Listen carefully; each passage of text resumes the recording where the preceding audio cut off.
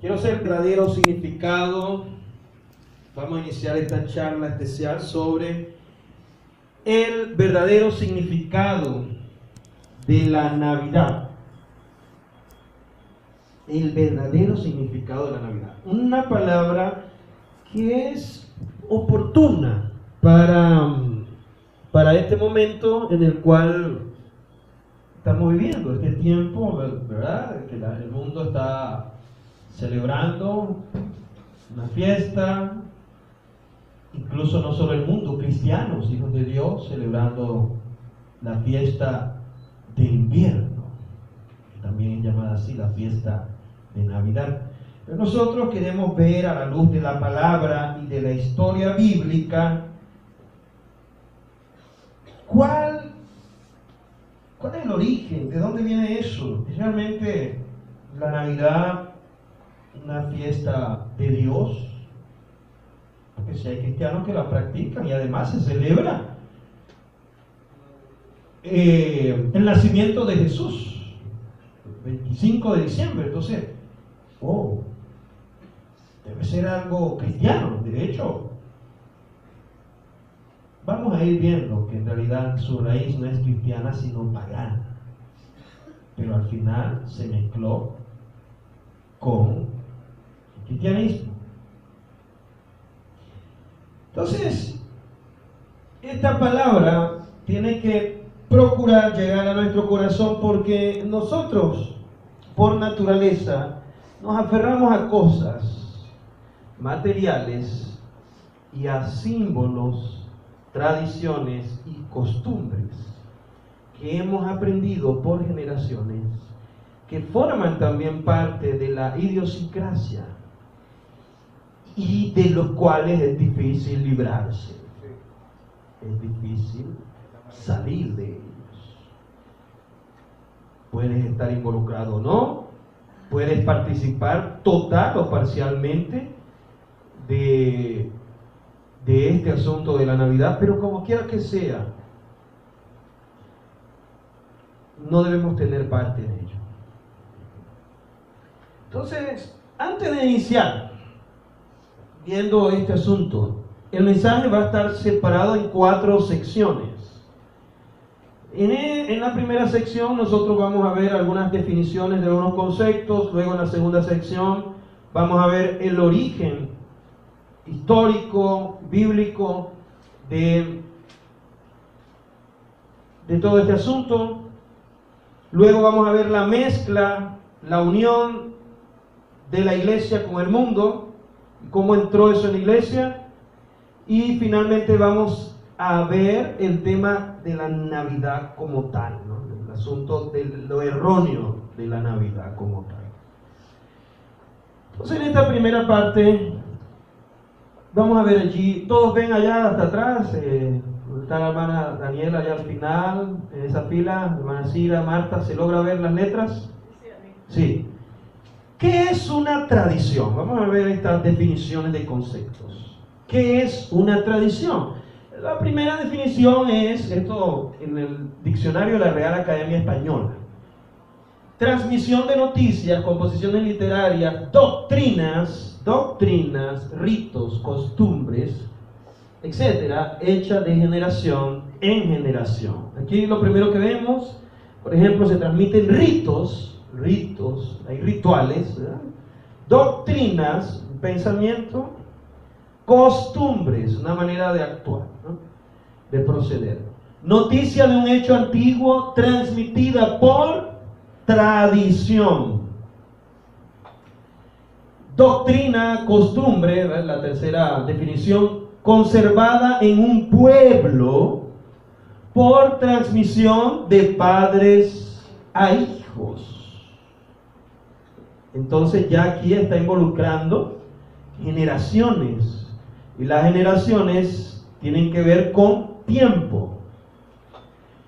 En varias religiones, cada una de las enseñanzas o doctrinas transmitidas oralmente o por escrito desde los tiempos antiguos, oralmente o por escrito, hay una transmisión oral y escrita, o el conjunto de ellas.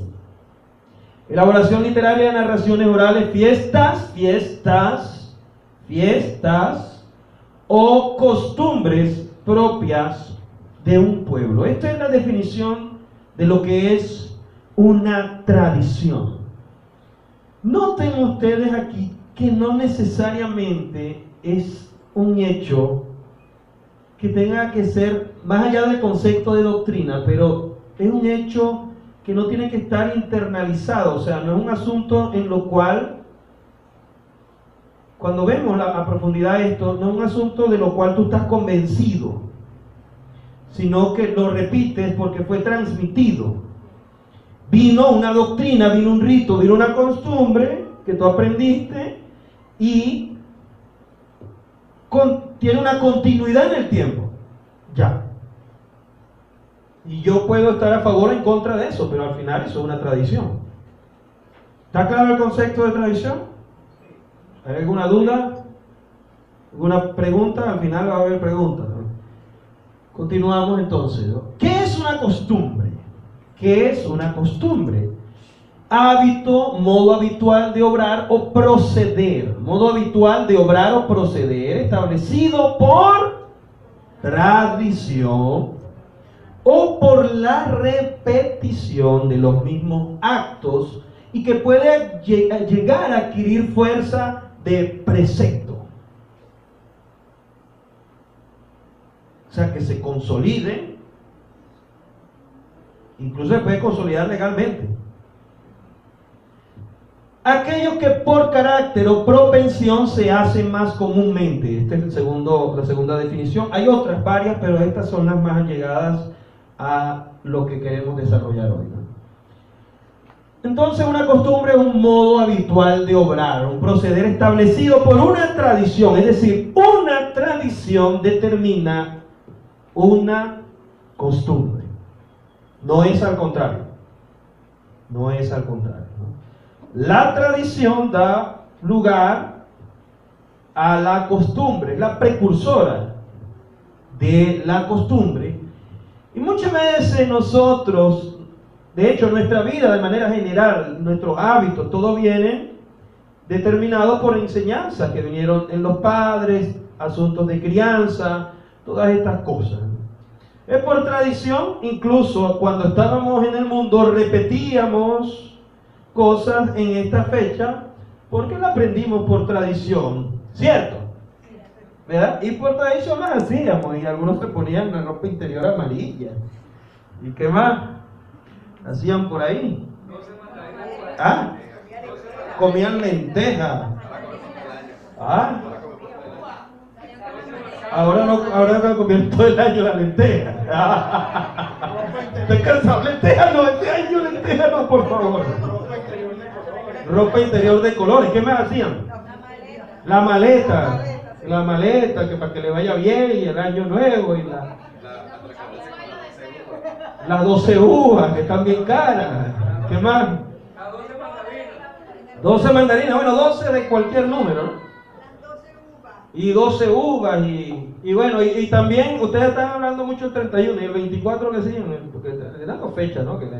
De hecho, la Navidad se centra en el 24, 25, en el 25, porque el punto de partida, o sea, usan a Cristo, la figura de Cristo, y ahí es donde está la raíz del problema. ¿Qué hacían el 25? El regalito, el intercambio de regalos. Los regalos para los muchachos. Ahí ya me están diciendo, pero soy bueno. Cuando ya vamos ahorita a la palabra, me pueden regalar todo el año, eso sí. El pesebre, el arbolito de Navidad, todas estas cosas son tradiciones, la cena navideña, ¿no?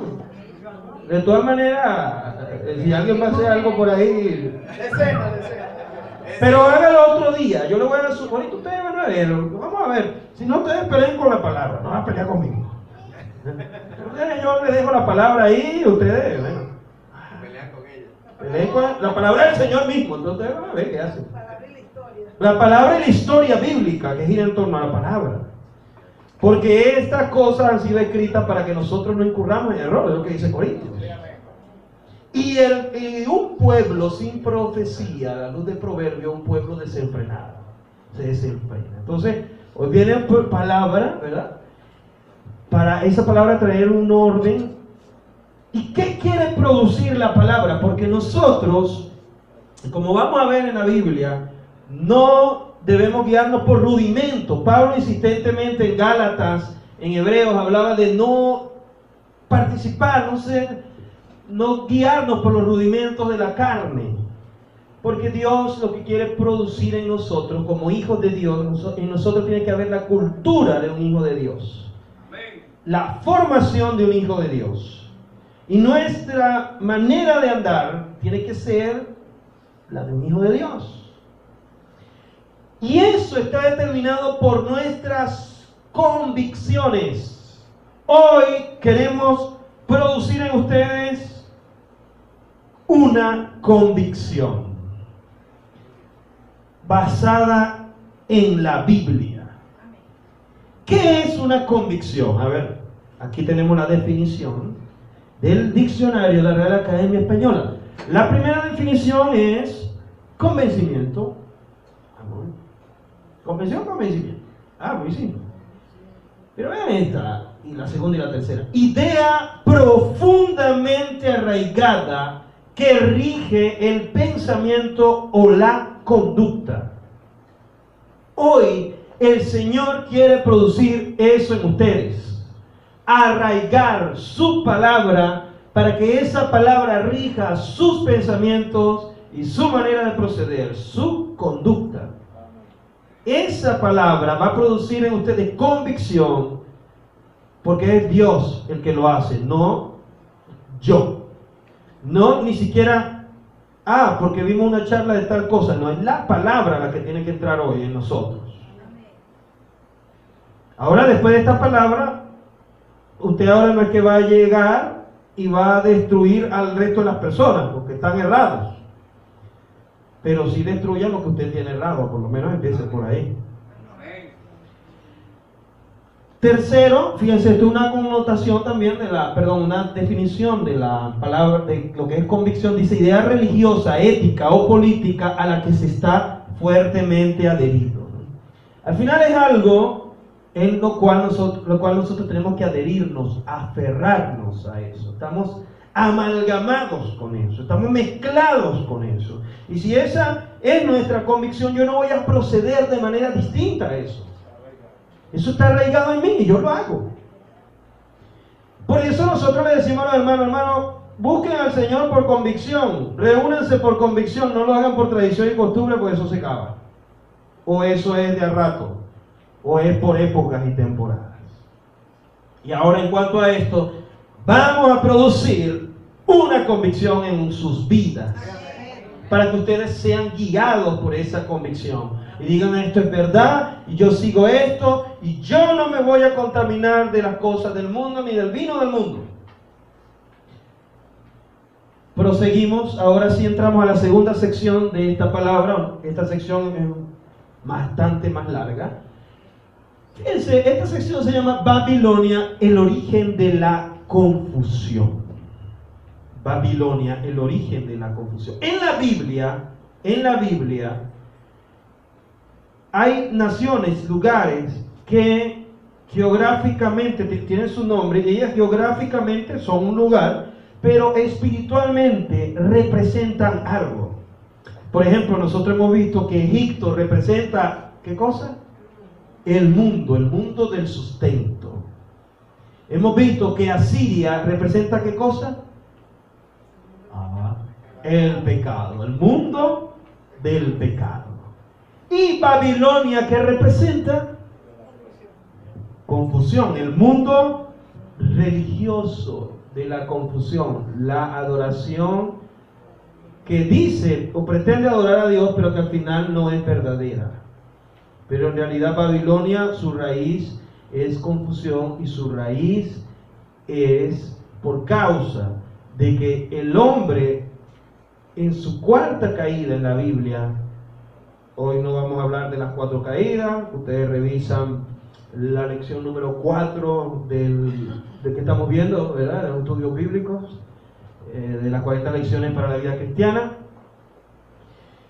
El hombre se rebeló aún con mayor fuerza contra Dios.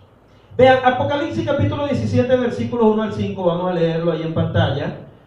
Dice: vino entonces uno de los 7 ángeles que tenían las 7 copas y habló conmigo diciéndome: ven acá y te mostraré la sentencia contra la gran ramera, la que está sentada sobre muchas aguas. Fíjense que aquí hay una gran ramera. ¿Qué es una ramera? Sabemos que es una prostituta, pero ¿quién es una ramera? Es una mujer. Es una mujer, ¿no? Con la cual han fornicado, vean, los reyes de la tierra y los moradores de la tierra se han embriagado con el vino de su fornicación. Evidentemente aquí no habla de una fornicación solamente sexual, ¿verdad? Literalmente, que es también, pero aquí está hablando de algo más a fondo. Dice, ¿no? Se han embriagado con el vino de su fornicación. La Biblia, cuando habla de vino, habla de disfrutar, disfrute de algo. Usted puede disfrutar al Señor o puede disfrutar las cosas del mundo. Cuando la Biblia, fíjense que habla de la gran ramera, cuando la Biblia habla de mujer, por ejemplo, la Biblia muestra a la iglesia en Efesios 5, por citar un ejemplo, como la mujer, que es la novia de Cristo, que se está ataviando para la venida, preparándose para ser la esposa. Amén. Entonces la Biblia, cuando habla de mujer, ella lo relaciona ¿con quién? La iglesia. La iglesia. A la mujer la relaciona con la iglesia. Pero aquí vemos una mujer que no es como la de Efesios, que no es una mujer que el Señor quiere sin mancha, sin arruga. No es una mujer como la que vimos en Apocalipsis hace algunas semanas, ¿verdad? Que está ataviada para su marido y a su esposa se le ha conseguido que se vista de lino fino, limpio y resplandeciente, que son las acciones justas de los santos, en Apocalipsis capítulo 17, ¿no? 17 o 19. No está así. Aquí hay una mujer que es una gran ramera. Y dice el versículo 3: y me llevó en el espíritu al desierto y vi a una mujer sentada sobre una bestia. La bestia, que aquella vez yo dije que iba a hablar de la Trinidad diabólica, no lo hablé. Bueno, es la bestia, el falso profeta y el anticristo. Esa es la Trinidad diabólica. Porque Satanás es un imitador del Señor. Imita las cosas del Señor y las imita bastante bien para que el mundo caiga, la gente caiga en eso, ¿no? Dice: bestia escarlata llena de nombres de blasfemia, que tiene 7 cabezas y 10 cuernos. Proseguimos la lectura allí, luego el versículo 4. Y la mujer estaba vestida de púrpura y escarlata. Vea, púrpura y escarlata tienen que ver con sangre. Y dice que también estaba adornada de oro, de piedras preciosas y de perlas. Muchas buenas apariencias. Y tenía en la mano un cáliz de oro lleno de... Este no tenía las oraciones de los santos, ¿no? Sino abominaciones y de la inmundicia de su fornicación. ¿Por qué? Porque se ha llenado durante años y años el mundo sin Dios, años, 6.000 años sin Dios, lleno de eso. Entonces eso está lleno, eso está repleto, eso está rebosado. Y dice el versículo 5 bien destacado: y en su frente un nombre escrito, un misterio: Babilonia. De hecho la Biblia lo pone así en mayúscula: Babilonia la grande, la madre de las rameras y de las abominaciones de la tierra. Babilonia, cuando surge, fue el punto de partida de todas las religiones y las supuestas búsquedas del hombre hacia Dios y la adoración hacia deidades, el rendir pleitesía a diferentes deidades que no eran Dios, en la búsqueda del hombre de insatisfacción. Y al final no solo de insatisfacción, sino de rebelión en contra de Dios. Ya lo vamos a ver. Continuemos aquí. Dice Isaías 13, 19 al 22, que nos habla del destino de Babilonia. Y yo les voy a decir algo. Tienen que verlo. Lo vamos a ver hoy históricamente. Babilonia como una ciudad física, como la capital o el centro del imperio mesopotámico. Es decir, lo vamos a ver como algo que realmente ocurrió, porque está en la historia y está en la Biblia, ahí lo estamos leyendo allí, pero también tiene una aplicación espiritual que ustedes la están viendo ya desde Apocalipsis. Que esa mujer, que es una imitación de la iglesia que Dios quiere, en realidad es una gran ramera llena de abominaciones, de fornicaciones, ligada con el mundo, y al final Dios la aborrece. Lo vieron allí en la Biblia ahora, ¿cierto? Entonces tenemos que ver Babilonia en esos dos aspectos. ¿Está claro? ¿Sí? ¿Está claro ahí atrás? Tenemos que apreciarla en esos dos aspectos. Fíjense, aquí va a hablar Isaías 13, del 19 al 22, del destino. Fíjense que aquel Apocalipsis habla del destino en la parte espiritual. Del destino de Babilonia, la Babilonia en la parte espiritual, es decir, la Babilonia religiosa, la de confusión, el mundo religioso. Por eso es que Dios no quiere las religiones, porque la iglesia no es religión y Cristo no es religión. Y aquí vamos a ver el destino de la Babilonia, perdón, de la Babilonia física, lo que sucedió históricamente con ella. Y esos relatos están escritos en la historia, porque en la historia, de hecho, se muestran 4 grandes imperios. De hecho, cuando uno ve historia antigua, yo tuve la oportunidad de estudiarlo en el liceo. No sé si ya lo estarán dando aquí. Lo que pasa es que cuando eso lo vi en 8º grado, y yo 8º grado lo cursé en Colombia, entonces, no sé, tal vez el contenido programático era distinto. Entonces, allí se habla de la mitología mesopotámica, de hecho, o sea, la adoración a deidades y dioses. Se habla de 4 grandes imperios, que eso es historia universal también, ¿no? El imperio mesopotámico, cuya raíz es Babilonia, en Nimrod, que ya lo vamos a ver, y está en la Biblia en Génesis 10 y 11. El imperio egipcio, que es el que viene después. El imperio, digamos, la cultura griega, ¿verdad? La civilización griega, que la hemos visto también mucho en la Biblia. Y finalmente el imperio romano, cuya influencia está hasta hoy en los gobiernos humanos de hoy, y que en la figura de Daniel, y hoy no es tema de hoy, solo para manera de referencia, la cabeza, ¿verdad? La figura de Daniel de oro, que habla de Mesopotamia, ¿cierto? Babilonia. Luego acá en el pecho, el torso, brazos de plata, luego bronce, luego hierro y barro, ¿verdad? Entonces tiene Mesopotamia, luego el imperio medo-persa, luego Grecia, luego Roma, imperio romano, que tiene influencia hasta los días de hoy. Aquí entonces el destino de la Babilonia física, ¿no? Dice, y Babilonia, hermosura de reinos y ornamento de la grandeza de los caldeos, será como Sodoma y Gomorra, a las que trastornó Dios. ¿Qué les pasó a Sodoma y Gomorra? Ya quedaron destruidas bajo el fuego de la ira y del juicio de Dios.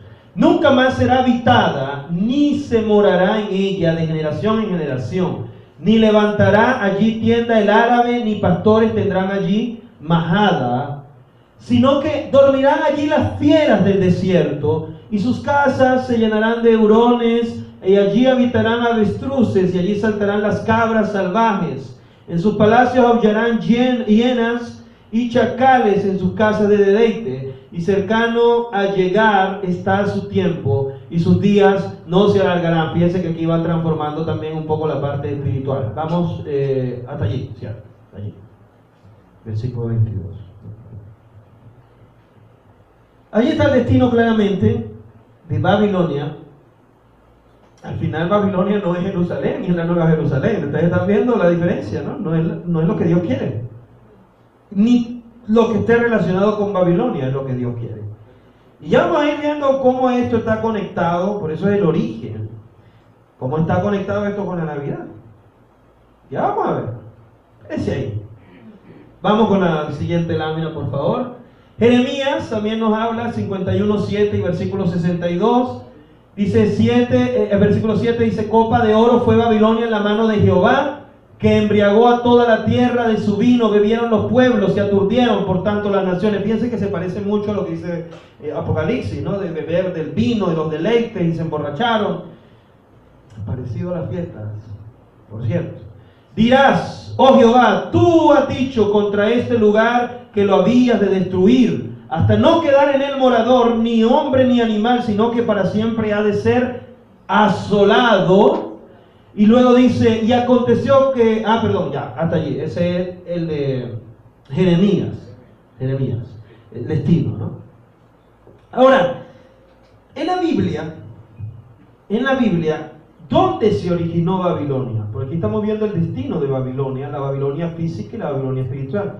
Físicamente el imperio mesopotámico se ubicó geográficamente en lo que hoy son los territorios de Irak, el país de Irak.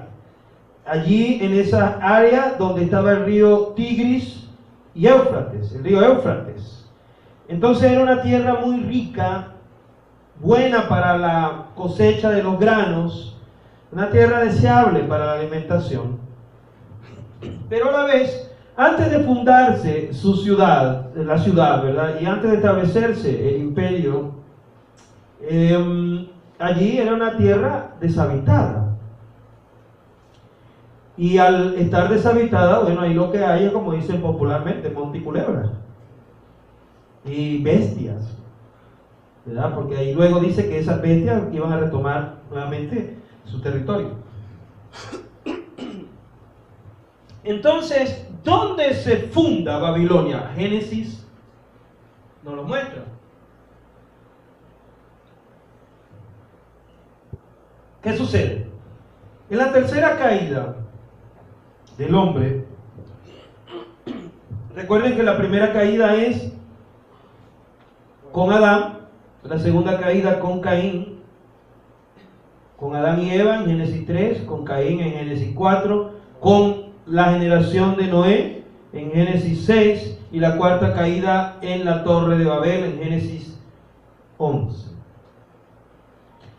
Entonces, cuando Dios hizo, de hecho el hermano Wilbardo habló hace un par de semanas un poco de esto, cuando Dios hizo el juicio sobre la tierra con el diluvio, luego salieron las 8 personas que estaban en el diluvio, Noé, sus hijos, y ellos procrearon y se multiplicaron en la tierra. Y hubo generaciones luego que ellas estaban insatisfechas en contra de Dios por el juicio que Dios hizo sobre la tierra. O sea, como que tuvieron un resentimiento allí. Bueno, esto no lo registra la Biblia así, ¿no? Pero por los hechos lo demostraron. La maldición de Can, de hecho, cuando él vio la desnudez. Y ese fue el origen de toda esa generación negativa. Y ellos estaban insatisfechos en contra de Dios porque Dios juzgó al mundo bajo las aguas y al final ellos se rebelaron contra Dios. El hombre fue extendiéndose en la tierra y en Génesis 11:2 dice: y aconteció que cuando salieron de oriente hallaron una llanura en la tierra de Sinar y se establecieron allí. Esa es la región donde se estableció Babilonia, Babel. Y luego dice Génesis 10:8 al 10. Porque esto no fue así nada más, esto se estableció en el tiempo y realmente Babilonia fue el primer reino registrado en la Biblia. ¿Verdad? En el imperio mesopotámico, lo que nos muestra la historia universal, y ese fue el primer reino, digamos la primera, como llaman también los historiadores, civilización con influencia que dejaron, digamos, aportes, visto de un punto de vista histórico, ¿verdad?, en la humanidad, o sea, aportes positivos y negativos. Por ejemplo, hoy Roma, su aporte está hasta el día de hoy en la política, en las leyes, en los gobiernos humanos de hoy, en el derecho, mucho está allí. Entonces, Pero ¿dónde surge esto? Fíjense, en Nimrod. Nimrod fue el gran líder de la Babilonia. Génesis 10, 8 al 10. Y Cus engendró a Nimrod, quien llegó a ser el primer poderoso en la tierra. Vean esto, el primer poderoso en la tierra. O sea que antes de él no había reyes, antes de él no había personas influyentes sobre personas, líderes de ese calibre. Ahora, y dice allí el 9, este fue vigoroso cazador delante de Jehová. Y por allí la gente dice, ay, mira, este hombre andaba delante de Jehová, y hasta le han puesto el nombre de hijo Nimrod. Nimrod Mendoza. Por ahí he visto, Nimrod Pérez. Uy, qué nombre tan bueno. Ahí dice que era cazador. Lo que pasa es que ahí también hay un asuntico con la traducción que ya lo vamos a ver, porque este hombre era un hombre negativo, no era positivo en nada. Dice, por lo cual se dice, así como Nimrod, vigoroso cazador delante de Jehová. Y fue el comienzo de su reino, Babel, Babilonia. Erech, Acad y Calne en la tierra de Sinar. Fue donde se asentó, digamos, se puede decir así, de alguna manera, estas son como que los 4 grandes asentamientos de la Mesopotamia. Y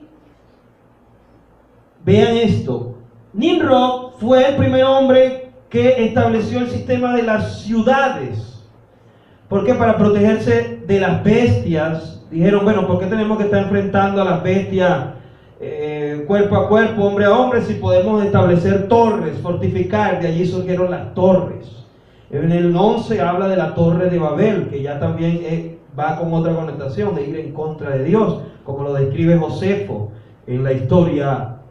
Josefo, gran historiador judío, que ha investigado manuscritos, muchísimos documentos, y en torno a la Biblia, como judío al fin, celoso de las escrituras, trazó historia, ¿no? que gira alrededor de los relatos bíblicos. Amén.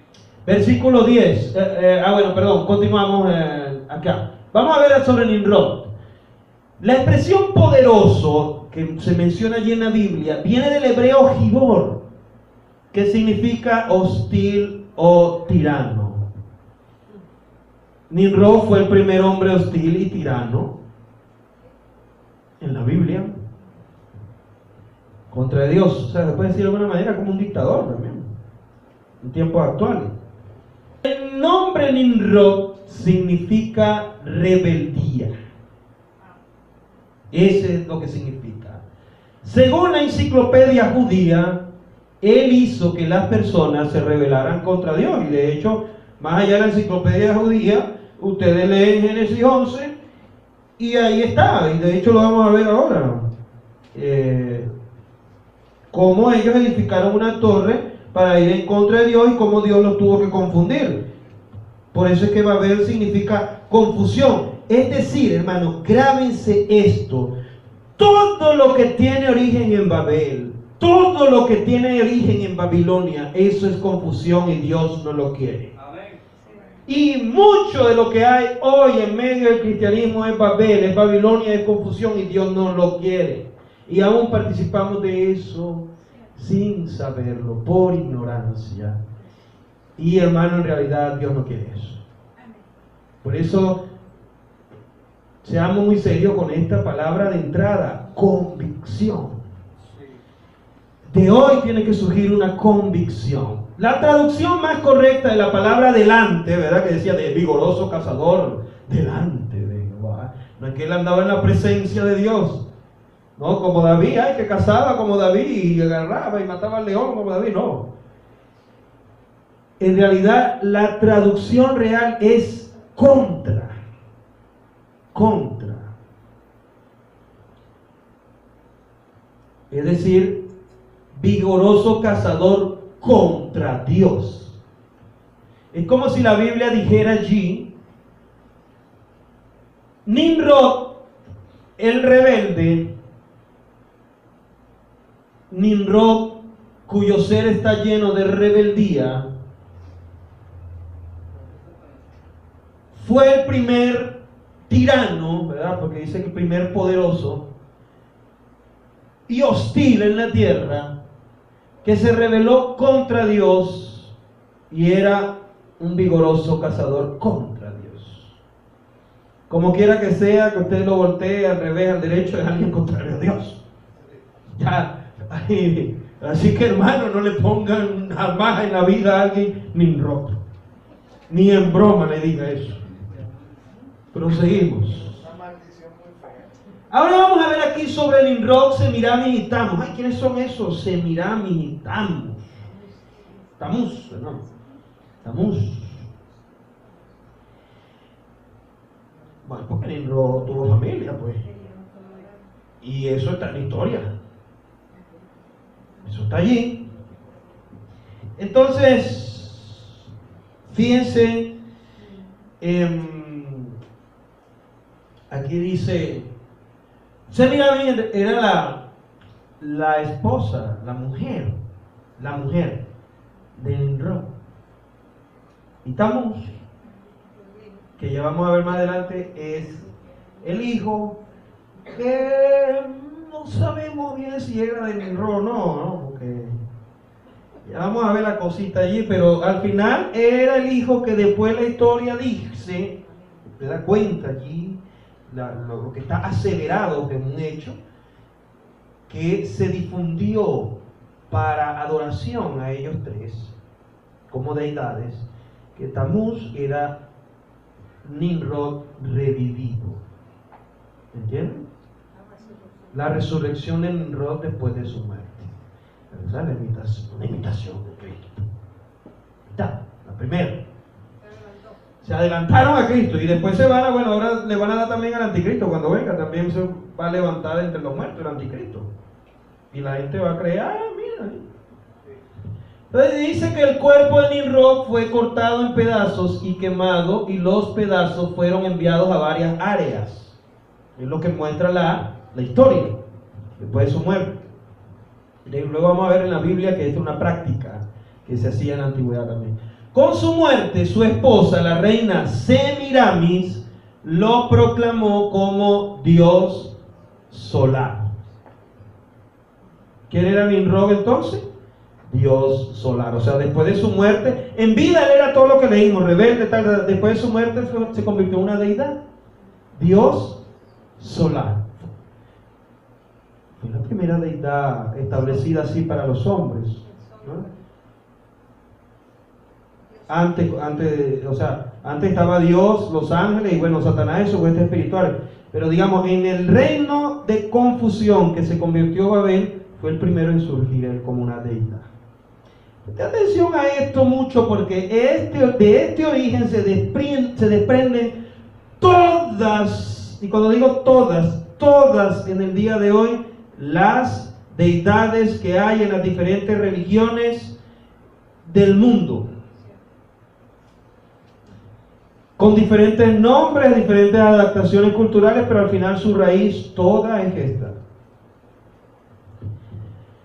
Semiramis dio a luz a Tammuz, de quien dijo que era el mismo Nimrod renacido. Compárese con Génesis 3.15. Claro, en Génesis 3.15 se habla de la simiente que iba a venir, ¿verdad?, a pisar la cabeza de la serpiente, que en realidad se refería a Cristo, iban a ser de mujer. Entonces, ella usó esa porción de la palabra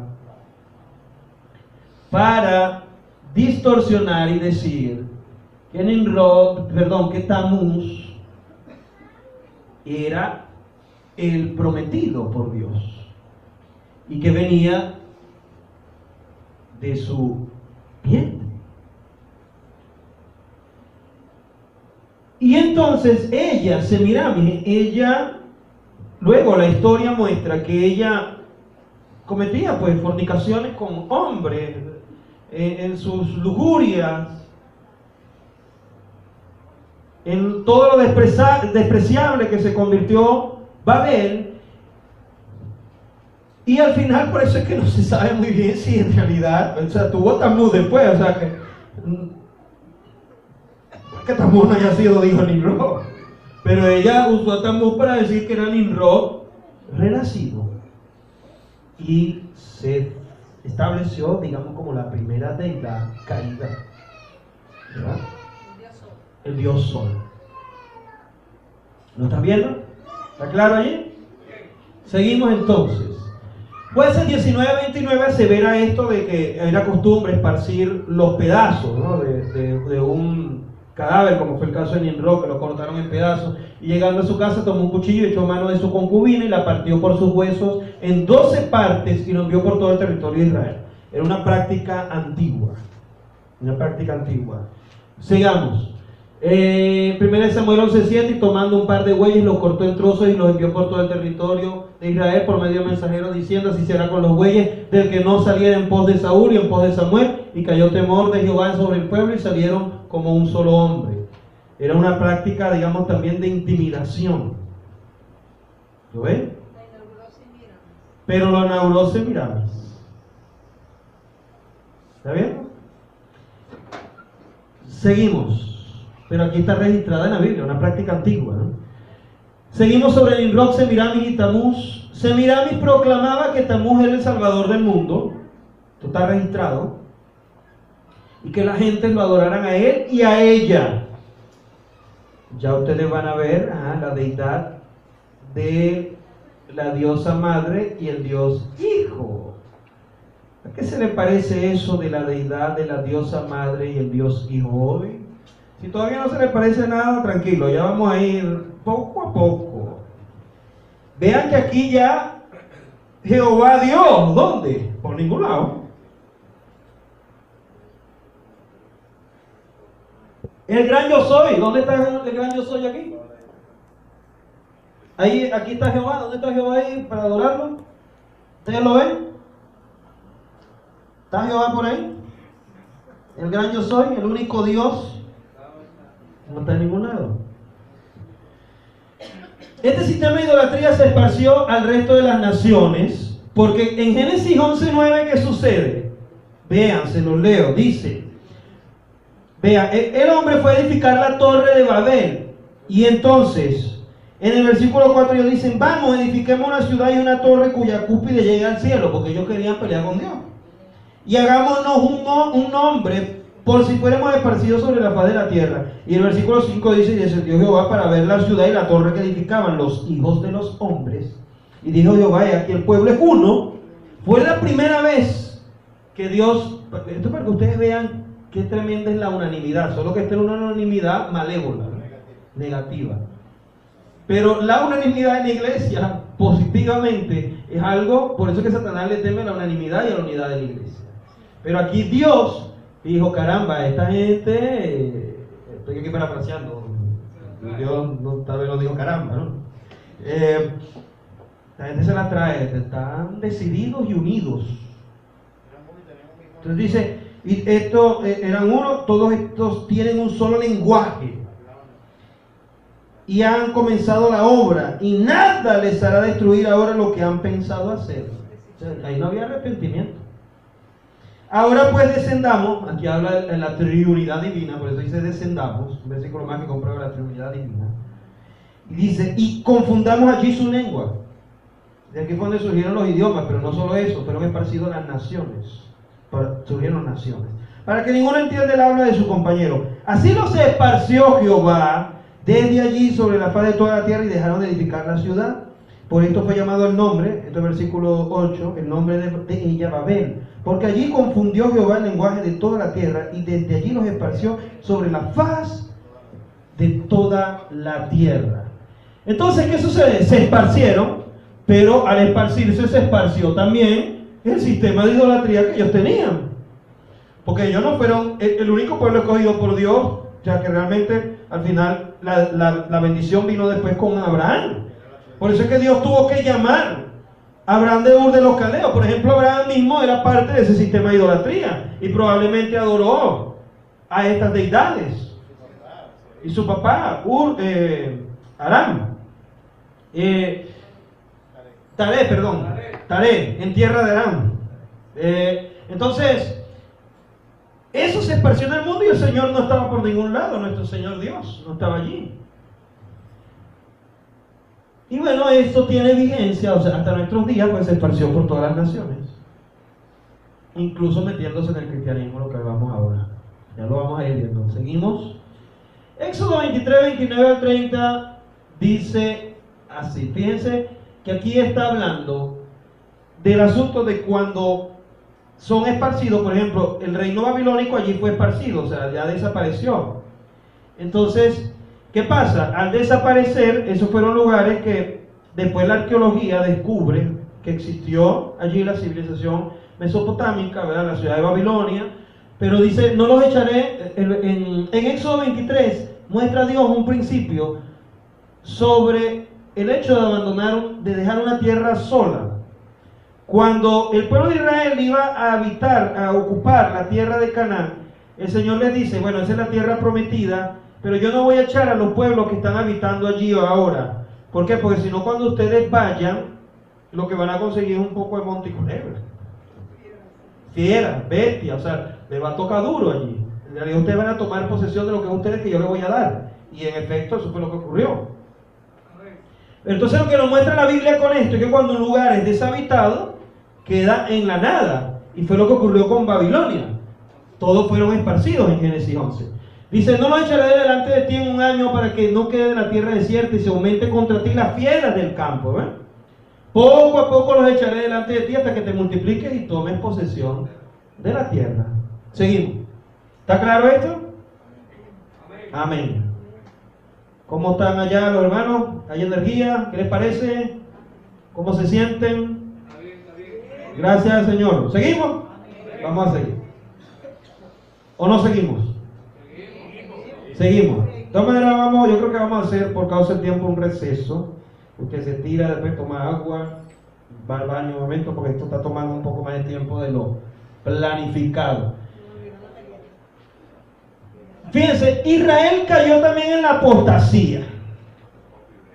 ¿Por qué? Porque ellos también, ¿se acuerdan? Que siempre, y al final Dios les llama que eran adúlteros, adulteraban con otros dioses, y tantas veces vemos ejemplo de Israel corrompiéndose con las idolatrías y las deidades de otros pueblos. Y aquí, pero aquí vemos, fíjense, específicamente algo en Jueces 2:13. Y dejaron a Jehová y adoraron a Baal y a Astarot. Al final estas eran adaptaciones de la deidad surgida. En Nimrod, Semiramis y Tammuz, que al final eran Nimrod revivido. Y Baal es la deidad masculina y Astarot la deidad femenina. Entonces Éxodo 32:8 dice, pronto se han apartado del camino que yo les mandé, se han hecho un becerro de fundición y lo han adorado y le han ofrecido sacrificio. Fue cuando el pueblo de Israel adoró al becerro de oro, porque el becerro de oro era un elemento de adoración de los antiguos en las deidades. Por eso es que Dios aborreció eso. Entonces, y aborrece. Israel, estos son tus dioses, dijeron, que te sacaron de la tierra de Egipto. Vamos a proseguir. Entonces Israel cayó también. Fíjense, aparte de Astarot, Israel también adoró a la madre pagana bajo el título de la diosa reina del cielo. Eso está registrado en Jeremías 7:18 al 20. La diosa reina del cielo. Este material, de todas maneras, ustedes pueden tomar apuntes, pero vamos a compartirlo, el mensaje, el audio y el Luis, vamos a hacer el audio y las diapositivas lleguen a la iglesia en el grupo, ¿no? Jeremías 44:17 al 19 tiene esta lectura que también habla de cómo ellos aquí ya estaban adorando lo que muestra ya Astarot, reina del cielo, o sea, deidades femeninas, Semiramis. Hoy, ¿cómo se llamaría? Ya lo vamos a ver. Sino que ciertamente pondremos por obra toda palabra que ha salido de nuestra boca para ofrecer incienso. Miren a quién, a la reina del cielo. Aquí no está Jehová por ahí por ningún lado. ¿Dónde está Dios? No está. Ajá, seguimos entonces y dice, derramándole libaciones como hemos hecho nosotros y nuestros padres, nuestros reyes y nuestros príncipes. Miren, todo el mundo metido en ese bochinche. ¿Ah? En las ciudades de Judá y en las plazas de Jerusalén, lugares santos para la adoración a Dios. Bueno, miren lo que se convirtió eso. Y tuvimos abundancia de pan y estuvimos alegres y no vimos mal alguno. La cosa estaba buena, pues claro, esas deidades también, Satanás también hace milagros. Ay, no le dijeron al Señor, no, es que tú sanas en nombre de Belcebú. ¿Te acuerdas? O sea, que venía sanando en nombre de los demonios, de Satanás, del reino de las tinieblas. Porque Satanás también hace sus cosas para que la gente crea y adore a las deidades.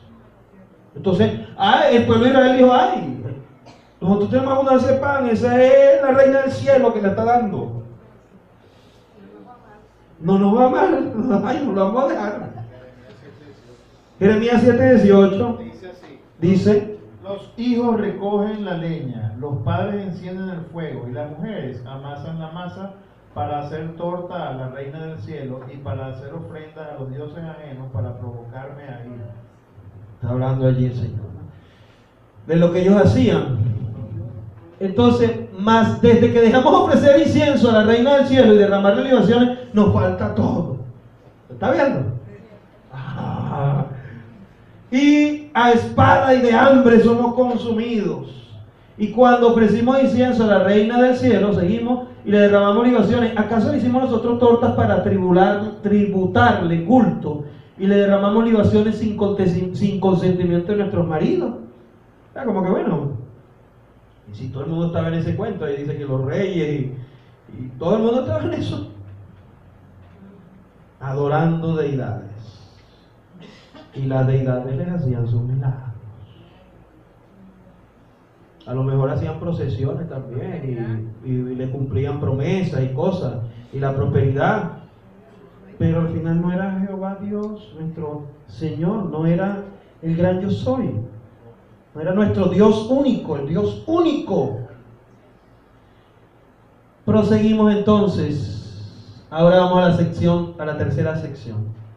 ¿Está viendo allí el origen de Babilonia, hermano? Está claro esto, el origen de Babilonia, cómo surgió y cómo esto se diseminó en el mundo antiguo. Y ahora vamos a ver cómo se metió en la iglesia también.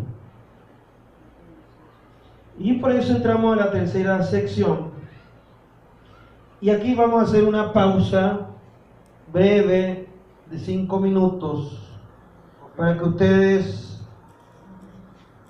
vayan al baño, tomen agüitas y Omar, si tiene algo allí de café o de tecito, les da. Vamos a hacer una pequeña pausa. Incluso los que quieran, también no van a estirarse nada, quieren compartir algo de esta porción, pueden hacerlo en este momento también allí, en su fila con el compañero de al lado.